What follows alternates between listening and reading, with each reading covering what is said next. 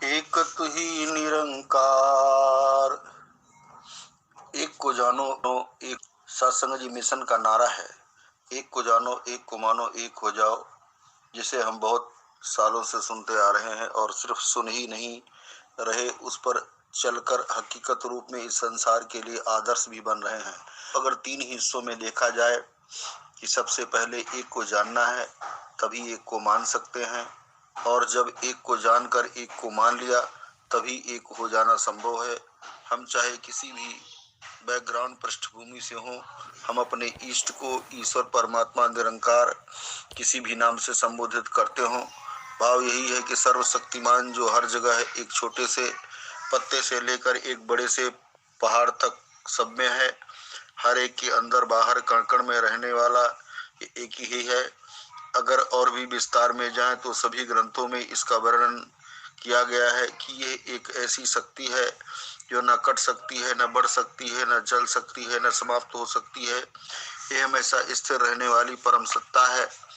इस निराकार की पहचान जब हो जाती है, इस एक को हम जान लेते हैं, तो इसी के लिए कहा गया है, एक को जानो। एक को जानने के बाद ही फिर जीवन में बदलाव आते हैं। एक को जानना पहली सीढ़ी है। हम पूरे प्रोसेस प्रक्रिया में ये पहला कदम है। संपूर्ण अवतार वाणी की पंक्तियां हैं कि बिन देखे मन मंदा नहीं, बिन मन मरने प्यार नहीं, प्यार बिना नहीं भक्ति, ते बिन भक्ति बेड़ा पार नहीं। कि सत्संगत बिना भक्ति, जीवन में जब हम एक दर्शन करके इसके साथ जुड़ जाते हैं, तभी भक्ति मार्ग हमारी यात्रा शुरू हो जाती है। जो पत्थर में आग त्यों घट में करतार, कि ऐसे घट घट में ये निरंकार समाया हुआ है।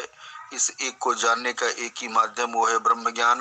जब ब्रह्म ज्ञान जीवन में आ जाता है, तभी इस एक के साथ जुड़कर हम एक रस बन पाते हैं। हो मन का भाव यही रहता है कि राजी हैं हम उसी में, जिसमें तेरी रजा है, इसमें भी वाह वाह है और वैसे भी वाह हुआ है। चाहे जो परिस्थिति इस परमात्मा ने हमारे लिए रची है, हमारा कर्म सिर्फ यही बनता है कि हम उस परिस्थिति को अपनी पूरी श्रद्धा और क्षमता से जितना अच्छी तरह निभा सके निभाएं। हर स्थिति को हम इस तरह देखें कि अगर विपरीत स्थिति आई है तो ये खत्म भी हो जाएगी, ये समय बीत जाएगा, और अगर अच्छी स्थिति है तो उसने भी नहीं ठहरना। तो जिस रंग में हमने रखा है उसमें रहकर शुक्राने का भाव मन में रखें। इस एक को जानकर, एक को मानकर इसकी रजा में राजी रहना है। जैसे एक कहानी आती है कि जो बार बार हम सबने सुनी भी होगी कि एक व्यक्ति रात के अंधेरे में एक पहाड़ से फिसल कर गिरता है और एक पेड़ की टहनी पकड़ कर लटक जाता है। फिर वो ईश्वर से प्रार्थना करता है कि भगवान इस स्थिति से मुझे बाहर निकालो, मैं ठीक ठाक रहूं, मैं अपने जीवन के साथ नहीं खोना चाहता। मुझे लग रहा है जहां मैं लटक रहा हूं इस टहनी के नीचे बहुत गहरी खाई है। तभी आवाज आती है कि अपने हाथों से पकड़ी हुई डाली को छोड़ दो, तुम बिल्कुल सुरक्षित हो, तुम्हारा जीवन बच जाएगा। लेकिन डर उसके मन को व्याकुल कर रहा है, इसलिए इसका विश्वास उस आवाज पर नहीं टिका। फिर एक दूसरे विकल्प की ओर दिमाग गया कि क्या कोई ऊपर है जो मेरी मदद कर सके। फिर आवाज आई कि अगर विश्वास है तो अपना हाथ छोड़ कर देखो। वहां इतनी गहरी खाई नहीं थी जितना उसका मन मान रहा था, बल्कि जमीन से कुछ ही ऊपर वो इंसान लटका हुआ था। अगर वो हाथ छोड़ देता तो सुरक्षित रहता, लेकिन सुबह होने तक वही ठंड के कारण उसकी मौत हो गई। इस स्थिति की तुलना हम अपनी जिंदगी से करें कि कहीं हम भी एक को जानना, एक को मानना सिर्फ बोलों तक तो सीमित नहीं रह रहे हैं।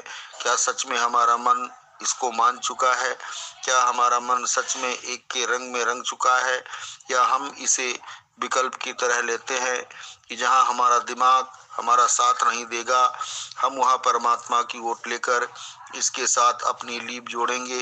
वास्तव में हमारा फर्स्ट एंड लास्ट ऑप्शन, पहला और आखिरी विकल्प सिर्फ ये निरंकार है।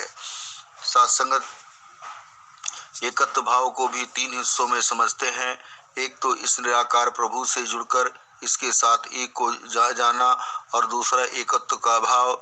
एक ही संसार में इतनी अनेकता है, फिर भी एकता की बात आती है।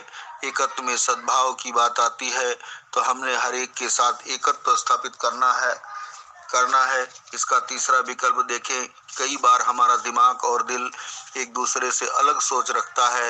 यदि हमारे अंदर निरंकार का एहसास है तो हमारा दिमाग और दिल हमेशा एक ही बात करेगा, इस भक्ति के ऊपर आधारित होकर अपनी बात करेगा। जब हमने एक को जानकर एक को मान लिया, फिर इससे एक हो गए, तब हमारी अवस्था एकत्व वाली बन जाती है। जब एक दूसरे में परमात्मा के दर्शन करते हैं तो ऐसा ही दृष्टिकोण बन जाता है कि सभी में तू ही तो है, फिर किसे बुरा कहिए कि सत्संगत सब में तू ही है। फिर प्यार और आदर वाला भाव बन जाता है, कोई दिखावे के लिए नहीं। जब परमात्मा में आस्था होती है तो कोई भी महापुरुष सामने आता है। सत्संग जब गणित की बात करते हैं तो एक से पहले शून्य आता है, ऐसे ही एक बनने से पूर्व हमें शून्य कुछ नहीं बनना होगा। जब हम इस परमात्मा को जानकर शून्य का भाव मन में ले आते हैं तभी एक हो जाना संभव होता है। संत हर एक की पीड़ा को महसूस करके उसे अपनी पीड़ा और हर एक को खुशी को अपनी खुशी मानकर ही चलते हैं। सत्संगत इसके दिल में हर एक के लिए दया करुणा वाले भाव होते हैं। एक शेर भी दास को याद आ रहा है कि खंजर चले किसी पर तड़पते हैं हम, खंजर चले किसी पर तड़पते हैं हम, सारे जहां का दर्द हमारे जिगर में है। फिर इस मन की अवस्था ऐसी बन जाती है, किसी और को भी चोट पहुंचे तो उसका प्रभाव हम भी महसूस करते हैं। शायर भी यही बता रहा है कि हम इस तरह एक हो गए हैं कि जो दूसरा व्यक्ति महसूस कर रहा है हूबहू वही हम भी महसूस कर रहे हैं। कोई दुखद हालात से गुजर रहा है तो हम ये नहीं सोचते कि हमें उससे क्या वास्ता। फिर दिल से इच्छा होती है कि हम किसी के लिए कुछ कर सकें जिससे उस व्यक्ति के जीवन में भी चैन और सुकून आ सके। हम इस तरह अपने भावों को सकारात्मक करते हुए आगे बढ़कर इस समाज और मानवता के लिए बहुत कुछ करना चाहते हैं। जब मन में बात आ गई तो कर्म में भी आ जाती है। जैसे संपूर्ण और दारवाणी में भी लिखा है, इकनो मनना इकनो तकड़ा इकनो पाना भक्ति है, बाकी सारे कर्म छोड़िए कर्म कमाना भक्ति है। कि सत्संगत इसके एहसास में ये कभी ना बोले कि निरंकार तो हमेशा अंगसंग है, ना कहीं गया है ना जाएगा।